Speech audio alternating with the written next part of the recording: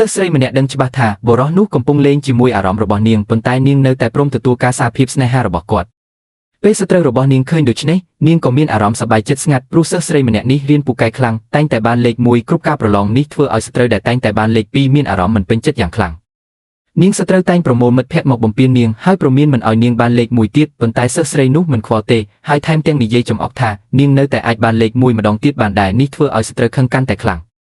ដើម្បីបំផ្លាញនាងសត្រូវក៏បញ្ជាឲ្យមិត្តប្រុសរបស់នាងទៅជិតសិស្សស្រីនោះហើយបោកបញ្ឆោតអារម្មណ៍នាង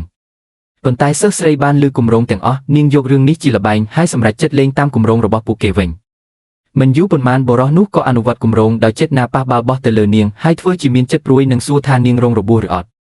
នាងដឹងថាវាមិនមែនជាគ្រោះថ្នាក់ទេដូច្នេះនាងក៏កុហកថាជើងរបស់នាងរងរបួសហើយសុំឲ្យគាត់នាំទៅបន្ទប់ពេទ្យសាលាចាប់ពីថ្ងៃនោះបុរសនោះតែងតែចង់ជួបនាងហើយយកចិត្តទុកដាក់នាងក៏ទទួលយកការយកចិត្តទុកដាក់របស់គាត់យ៉ាងស្ងប់ស្ងាត់ព្រោះគាត់មានរូបរាងសង្ហាមួយថ្ងៃបុរសនោះសារភាពស្នេហាជាផ្លូវការហើយនាងក៏ព្រមទទួលព្រោះនាងកំពុងលេងតាមគម្រោងបន្ទាប់ពីចាប់ផ្ដើមណាត់ជួបគាត់នាំនាងទៅហាងអ៊ីនធឺណិតលេងហ្គេមគាត់ឃើញថានាងនៅតែខិតខំរៀនទោះនៅកន្លែងសំឡេងរំខានក៏ដោយ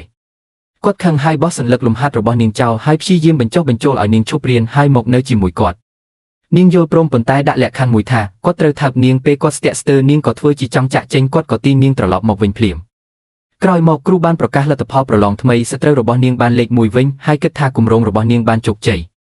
ប៉ុន្តែតាមពិតសិស្សស្រីបានធ្វើឲ្យខ្លួនឯងបានពិន្ទុទាបដោយចេតនាដើម្បីប្រើបុរសនោះសងសឹកសត្រូវបន្ទាប់ពីរៀននាងអញ្ជើញបុរសនោះទៅអបអរថ្ងៃកំណើតដើម្បីធ្វើឲ្យគាត់ស្រឡាញ់នាងកាន់តែខ្លាំងនិងធ្វើឲ្យសត្រូវមានអារម្មណ៍មិនសុខចិត្តពេលនៅជាមួយគ្នាជារៀងរាល់ថ្ងៃបុរសនោះក៏ភ្លេចសង្សារចាស់របស់គាត់ហើយពិតជាស្រឡាញ់នាង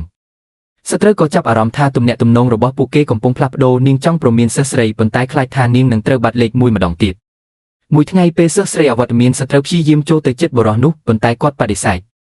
សត្រូវខឹងហើយសួរថាគាត់ពិតជាស្រឡាញ់សិស្សស្រីមែនទេគាត់ក៏ឆ្លើយថានាងគ្មានសិទ្ធិសួរគាត់ទេព្រោះនាងក៏ទទួលបានលេខ1ដោយសារគម្រោងដែរសត្រូវជឿចិត្តយ៉ាងខ្លាំងខណៈសិស្ស